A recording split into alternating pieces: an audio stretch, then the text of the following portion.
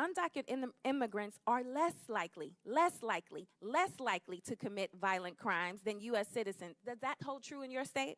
Immigrants are less likely to commit crimes than people who already live there. Now, that may come as a surprise to some tuning in today, especially those fed a steady diet of fear. A recent poll found that Fox News viewers are twice as likely to believe the false claim that immigrants commit more crime. It's not true. It's not true. It's not true. So This has to be one of the more absurd and offensive talking points from the pro-illegal alien side. First of all, when you enter the country illegally, it is a federal crime, okay? It's different than overstaying a visa. Also not good. Also, I wouldn't recommend that. But when you come here illegally, which is how the majority of illegals got to be here, coming here illegally, not expired visas and things like that. When you come here illegally, it is a federal crime. So right off the bat, you're a criminal. But I know you guys don't like to call them criminals, even though they are. So for the purposes of this video, we'll leave that aside.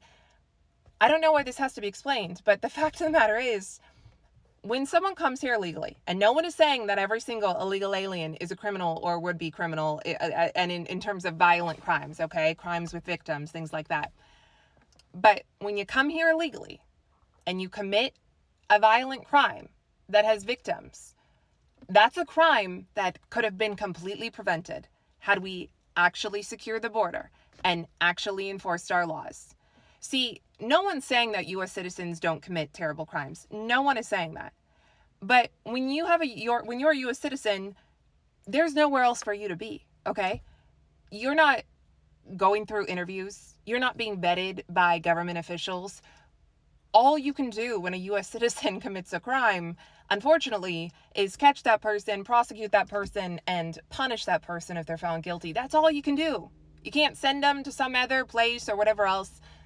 But when an illegal comes here and commits a crime, that was a completely preventable crime because there were multiple steps that should have been taken that weren't. There were multiple balls that were dropped. There was a border that wasn't secured. There was vetting and interviews that should have happened and didn't happen. There were laws that should have been enforced but weren't enforced. So there were steps that could have been taken along the way that would have saved people's lives and made fewer victims. That's the point.